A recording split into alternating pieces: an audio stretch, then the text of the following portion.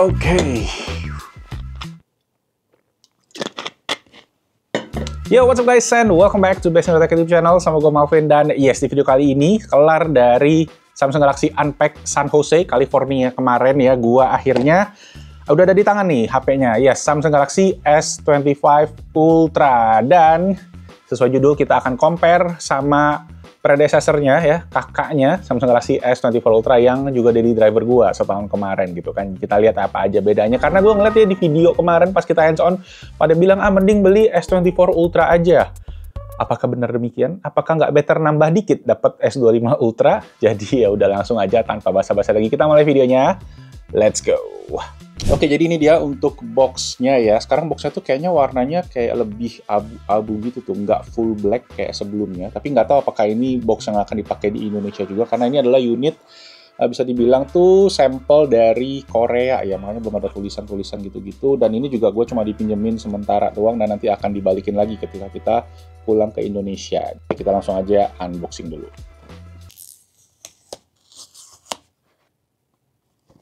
Nice, ada HP-nya di sini, nanti kita cek. Yap, cuma dapat SIM tray dan kabel sama booklet. Nggak ada charger lagi ya, seperti biasa juga. Alright, dan ini dia untuk HP-nya ya. Kosong, jadi warna yang kita akan pakai ini bisa dibilang warna utamanya dari S25 Ultra, namanya adalah blue silver atau silver blue ya, titanium silver blue. Jadi dia ada tint kebiru-biruannya, yang mana menurut gua unik sih. Ini kalau kena cahaya-cahaya yang berbeda, warnanya juga akan agak beda kayak gitu ya. Tapi ya mostly memang kelihatannya lebih ke biru, atau kalau kita mungkin di white balance kamera tuh lebih ke cool gitu gue bilangnya. Dan kita buka depannya. There you go. Nah ya, kita kemarin udah sempat shoot secara hands-on-nya, jadi gue coba setup dulu aja, terus kita akan coba compare ke S24 Ultra.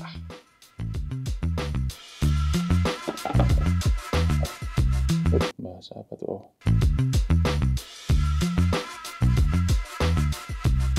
Oke, udah kelar untuk setup si S25 Ultra-nya, dan ya langsung aja kita akan bandingin ke S24 Ultra.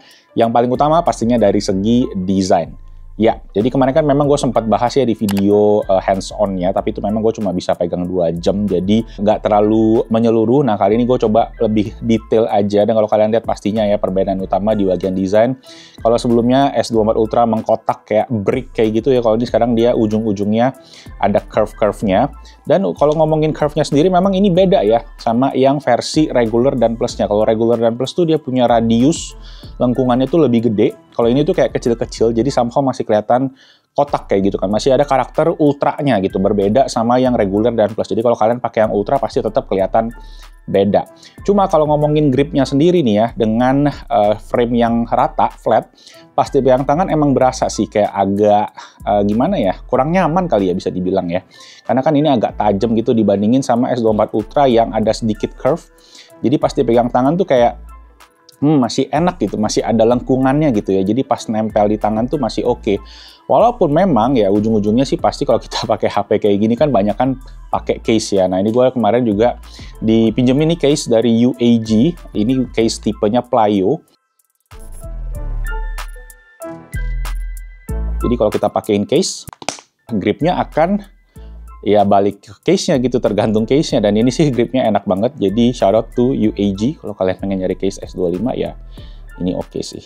Ada MagSafe-nya juga, dan ya ini transparan, jadi masih bisa nunjukin warna titanium blue silver-nya gitu. Gue copot lagi deh ya biar kita bisa lihat desainnya lebih detail. Gila, case UAG ini kuat banget, kalau ngegrip nggak bakal copot. Oke, masih dari segi desain, kalau kalian lihat di bagian layar sendiri ya, ini juga ada perbedaan utama, yaitu di bagian cornernya juga, yang mana S25 ada ngelengkung ya sedikit ya, sedangkan S24 Ultra kan masih fully flat. Dan bezelnya juga sedikit lebih tipis kayaknya ya di S25, mungkin cuma nggak nyampe 1 mili, cuma berasa sih kelihatan lebih tipis ya. Kelihatan nggak guys bedanya? Dan memang itu yang bikin ukurannya juga tadi. Ukurannya naik dari 6,8 inci di S24 Ultra jadi 6,9 inci di S25 Ultra. Udah hampir 7 inci guys. Wow. Dan ya paling itu kali ya kalau untuk physical ya. Secara overall kita udah coba semua. Cuma dari segi Penggunaan, ya pasti nanti gue akan share lebih detail di bagian review. Ini kita compare side by side aja secara langsung. Oke, next kita ngomongin performance-nya. Pertama, pastinya kalau ngomongin benchmark, gak lupa kita cek Antutu benchmark, dan di sini kalian bisa cek ya angkanya ya, dari 1,9 juta ke 2,44 juta. Yang mana secara persentase naiknya 26%. Ya memang si Snapdragon 8 Elite ini tuh peningkatan bisa dibilang signifikan banget sih dari Snapdragon dari 8 Gen 1 ke Gen 2 ke Gen 3 tuh naiknya biasa 10-15%. Ini bisa sampai 26%. Jadi tingginya lumayan, dan katanya pun efisiensi daya juga lebih bagus. Cuman memang gue akan tes lebih lanjut lagi, dan nanti paling gue taruh di komen ya, karena gue bakal pakai si S25 ini buat daily driver selama beberapa hari ke depan. Nanti gue pakai SIM card-nya ke dalam sini juga.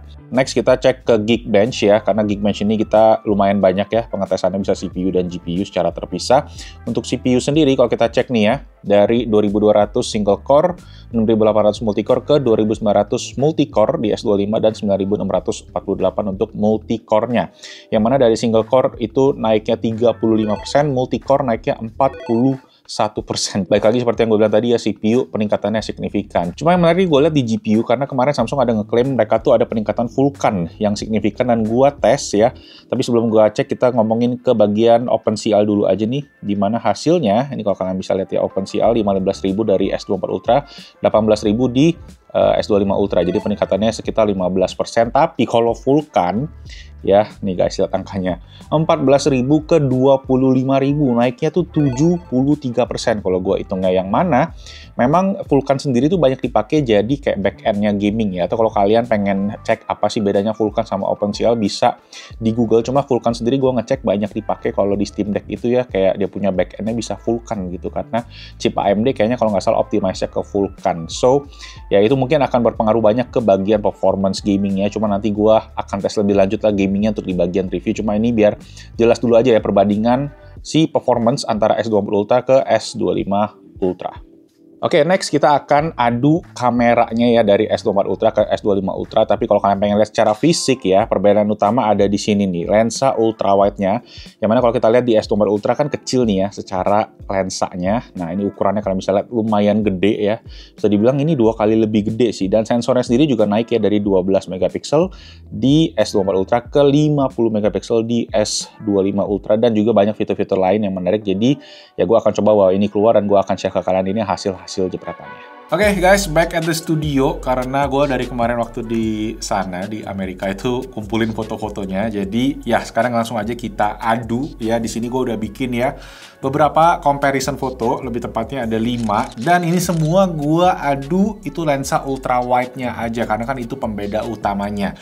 Karena di lensa utama, lensa telefotonya itu semua gue udah compare. Nanti gue juga mungkin tunjukin kalian sekarang lewat, dan hasilnya menurut gue nggak ada beda yang berasa banget. Jadi gue putusin untuk cuma adu si ultra wide aja di beberapa skenario yang biasa kita pakai sehari-hari. Oke, langsung aja kita mulai. Yang pertama, yes, kita foto langsung ultra wide. Gue pengen compare 12 megapiksel sama 50 megapiksel yang ada di S25 Ultra yang baru, dan kita lihat apa bedanya. Nah, seperti yang kalian bisa lihat ya, kita foto gedung, dan ya lensa ultra wide kan banyak dipakai untuk foto gedung. Ya secara kasat mata mungkin nggak terlalu ada perbedaan yang gimana banget ya. Cuma kalau kalian lihat dari segi warna, mungkin yang kita lihat di bagian atas, di mana warna merahnya itu agak beda. Nah, di sini kalian bisa lihat nih ya, 50 megapiksel secara garis itu dia lebih terdefinisi ya, dibandingin yang 12 megapiksel yang udah agak pixelated nih. Yang paling utama pastinya dari segi ukuran ya. Nggak lupa megapiksel lebih gede, ukurannya juga lebih besar dari ukuran filenya ya. Kalian misalnya di sini tuh 3,7 megabyte dibanding 13 megabyte ya. Jadi 4 kali lipat ya, sama ya. Jadi 12 megapiksel ke 50 megapiksel juga 4 kali lipat. Lebih dikit gitu kan. Jadi secara ukuran file itu akan lebih gede juga. Ya, jadi yang kalian dapetin mungkin pasti utamanya si detail, tapi ya kompromisnya juga di bagian ukuran file. Oke, di skenario berikutnya ini gue foto ultra wide pakai lensa low light, dan di sini mungkin kalian bisa lihat ya, secara overall juga gue bilang masih kurang lebih sama. Dan di sini gue jujur perbedaannya bisa dibilang cukup tipis, bahkan agak susah dibedainnya secara detail. Dan ini gue fotonya sama-sama di 12 megapiksel. Yang artinya apa? Yang artinya kalau kalian fotonya di 12 megapiksel, ya perbedaannya tidak akan kerasa banget. Dan di sini ya kalau kita lihat sampai ke bagian detail pun, misalnya di tulisan Seaport Village ini ya, itu detailnya kurang lebih juga masih mirip-mirip aja. Untuk skenario ini gue ngerasa ya perbedaannya tipis, bahkan nggak ada. Lanjut, yang ketiga. Nah, ini nih yang juga penting kalau kita pakai lensa ultrawide itu biasanya dipakai untuk foto makro. Jadi kalau kalian mau makro yang deket ya, itu dia akan pindah ke lensa ultrawide-nya, bukan telemakro yang ada di HP-HP yang lain. Sayangnya di Samsung masih belum ada. Jadi untuk makro kayak ini, gue foto bunga dan ini kena anginnya lumayan baik, jadi pergerakannya cukup tinggi. Tapi kalau kita bisa lihat secara detail ya, kita crop nih ya ke dalam ya. Ini kalian bisa lihat tuh di bagian tengah-tengah bunganya tuh dia lebih terdefinisi di S25 Ultra. Pastinya tadi ya sensor 50 megapikselnya itu lebih mendapatkan detail yang banyak, walaupun ini gue fotonya di 12 megapiksel. Ya jadi kondisi yang terang, dia sensor 50 megapikselnya dia dapat cahaya yang cukup dan dapat detailnya jadi lebih banyak walaupun cuma 12 megapiksel. Jadi nggak harus kalian pakai mode 50 megapikselnya juga. Selama cahayanya terang, yang kita foto juga detailnya juga bisa ketangkap dengan banyak, menurut gua ini oke-oke aja. Jadi kalian dapat peningkatan lah. Tetap gitu kan dengan lensa 50 megapikselnya walaupun pakai 12 megapiksel, cuma catatannya kondisinya harus cahayanya yang cukup. Nah, ini low light makro, jadi sama kalau kayak tadi makro, cuma ini gue di posisi low light. Dan kita bisa lihat ya di S24 Ultra dan S25 Ultra, perbedaan utama ada di bagian warna, yang mana si S24 Ultra itu warnanya agak sedikit ke orange gitu, sedangkan S25 Ultra dia lebih merahnya, lebih merah merona gitu ya. Boleh tolong ambilin nggak barangnya? Nah, kalian bisa lihat ini barang aslinya, dan kita bisa bilang secara warna sebenarnya gue harus bilang S24 Ultra ini masih lebih natural ya, karena S25 kayaknya saturasinya agak lebih tinggi nih warna merahnya ya. Jadi untuk urusan detail pun juga kalau kita lihat secara dekat itu S25 sedikit lebih tajam, gue bilang di bagian headlightnya kita bisa compare ya, tapi mungkin ketutup juga nih sama reflection dari lighting. Dan ini kondisinya sebenarnya agak gelap, gue cuma pakai lampu sedikit untuk nge-bounce ke area yang lain. Jadi ini kayak shadow-shadownya aja sih bisa dibilang. Dan dari segi ketajaman, balik lagi menurut gue sedikit lebih tajam di S25 Ultra. Oke, lanjut ke yang kelima. Nah, ini skenario yang menarik karena yes, di S25 Ultra kalau kalian foto pakai lensa ultrawide untuk selfie ala Gen Z biasa dibilangnya ya, kita bisa menggunakan flashnya, yang mana di S24 Ultra itu nggak ada. Nah, kalau kita lihat sekarang ya secara foto, bisa gue bilang S24 Ultra fotonya oke-oke aja until sampai kalian zoom ya ke bagian muka, dimana kita bisa lihat nih semua noise-nya ya, dan detailnya terutama kalau kalian crop ya ke bagian mata itu detailnya nggak ada. Sedangkan di S25 Ultra karena tadi dia bisa pakai flash, dia bisa dapetin detail yang dengan shutter speed yang lebih tinggi, ISO yang lebih rendah jadi lebih minim noise, dan pastinya tadi dapat detail yang lebih oke. Jadi ya kalau kalian pengen selfie yang banyak di daerah gelap dengan menggunakan lensa ultrawide, ya jawabannya cuma bisa di S25 Ultra. Di S24 Ultra nggak bisa, dan gue aneh kenapa Samsung nggak masukin hal itu ya. Padahal kan secara hardware harusnya ini capable gitu kan. iPhone, bahkan dari iPhone 11 pun bisa pakai flash gitu. Gimana menurut kalian? Komen di bawah. Oke, jadi itu tadi untuk comparison foto-foto terutama dari lensa ultrawide-nya ya. Nah, kalau kalian pengen lihat beberapa comparisonanini gue masukin aja side by side biar kalian bisa tentuin. Tapi menurut gue balik lagi nggak terlalu ada perbedaan yang signifikan di lensa-lensa yang lainnya. Jadi gue fokusin di lensa ultrawide ini aja yang mana memang ada bedanya.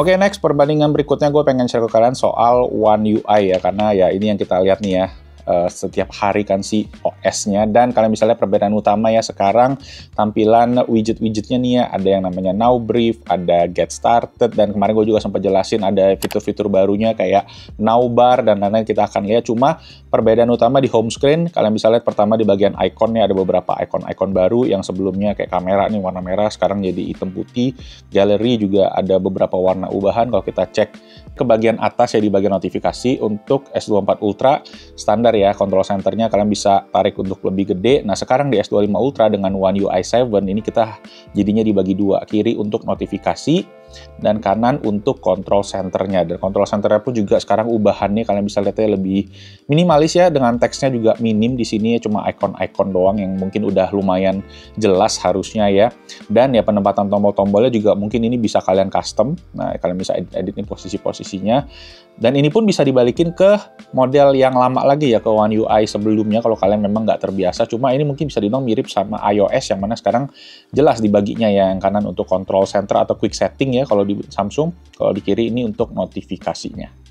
Ya, di swap juga bisa untuk ngilangin Dan ya, itu ubahan utama. Kalau kita cek juga ke bagian app screen ya, kalau sebelumnya One UI ada di atas nih, One UI 6, One UI 7 dia pindah ke bawah, jadi lebih accessible ya kalau kalian mau search aplikasi gitu, lebih gampang. Dan ya secara tampilan sih sebenarnya masih banyak lagi ya, kayak di atas nih icon-icon juga berubah, lebih estetik sekarang ya di bagian One UI 7, kayak baterainya dia kecil gitu. Kalau yang di sini masih kayak lebih kaku, lebih apa sih, konvensional kali ya kelihatannya ya. Dan ya nanti kemungkinan gue akan coba bikin lebih in-depth soal One UI 7 ya ini, karena mungkin ya nanti ke depan S24 Ultra pun pasti bisa juga dapat One UI 7. Cuma saat ini mungkin akan eksklusif sementara waktu di S25 series. Oke, poin kelima yang gue pengen bandingin adalah ini dia soal si S Pen-nya. Nah, secara fisik sebenarnya keduanya ini bisa dibilang sama persis ya, hampir mirip, bedanya cuma di bagian tipnya aja, yang mana S25 ini lebih tebel, sedangkan S24 tuh lebih tipis gitu ya, tapi sama-sama masih bisa ngeklik. Dan kalau ngomongin daleman nih sebenarnya bedanya yang signifikan. Jadi di S24 Ultra ini masih ada menggunakan teknologi Bluetooth Low Energy atau Bluetooth LE ya, sedangkan di S25 ini udah nggak ada lagi. Akibatnya apa? Kalau kita cek nih ya, kita masuk ke bagian setting aja langsung, dan kita search S Pen. Oke, sekarang ini dia untuk settingan S Pen-nya, dan kalian bisa lihat nih ya sekarang ya, perbedaan dari si S Pen yang menggunakan Bluetooth Low Energy sama yang nggak pakai Bluetooth Low Energy. Pertama adalah S Pen-nya masih ada baterai, jadi ketika dipakai atau dimasukin ke dalam sini, dia ngecas si modul Bluetooth LE-nya, sedangkan sekarang ketika pakai ini, tanpa Bluetooth Low Energy, dia udah nggak perlu ada baterai, dia cukup menggunakan si digitizer-nya aja. Kurang lebih kayak gitu. Dan dengan Bluetooth Low Energy ada fitur namanya ini nih, Air Action. Jangan kecepatan ngomongnya, nanti agak salah artinya gitu ya. Jadi kalau dengan Air Action, itu kita bisa menggunakan ya S Pen ini buat jadi remote control kalau foto, selfie gitu-gitu. Terus kita bisa buat kayak next song atau previous song kayak gitu ya. Dan cukup banyak tuh metode-metodenya ya. Bisa smart screen segala macam, dan bisa di lumayan banyak nih aplikasi-aplikasinya gitu. Ada buat kamera sama buat media, sedangkan di S25 Ultra itu nggak ada si Air Action. Jadi cuma bisa Air Command, Air View, dan S Pen to Text. Jadi kepake buat nulis-nulis aja sih basically ya di S25 Ultra sekarang. Jadi kalau kalian yang menggunakan Air Action ya, itu akan ya masih terus lebih bisa kepake di S24 Ultra pastinya gitu. And yes ya, sisanya kurang lebih sama sih di bagian si S Pen ini. Dan sisanya paling ya mungkin kalian semua penasaran apakah S Pen dari S25 bisa dimasukin ke S24 dan sebaliknya. Jujur gue nggak berani coba, tapi kita coba tes masukin dulu aja ya. Gue mungkin masukin doang, tapi nggak sampai ngeklik nih. Nah dia ada kayak bunyi, ada geternya gitu. Tapi gue nggak akan ngeklik deh, karena takutnya nanti ini kan bukan unit gue ya. Nanti kita tes kalau gue udah punya unit personal gue sendiri, so make sure kalian subscribe. Cuma kalau dari segi masukinnya sih aman-aman aja sih ya. Ini ya. Bisa masuk, dan kalau yang si S24 ke S25, kita cek ya. Oke, ini juga bisa guys. Cuma gue nggak mau ngeklik ya, sampai sini aja. Secara ukuran masuk, cuma ini kayaknya nih, ada ngepas nih. Ada berasa agak ketat gitu di ujungnya ini. Ya, itu untuk S Pen. Ditunggu videonya, nanti kita akan pastinya adu. Kita coba tes apakah bisa masuk beneran atau enggak.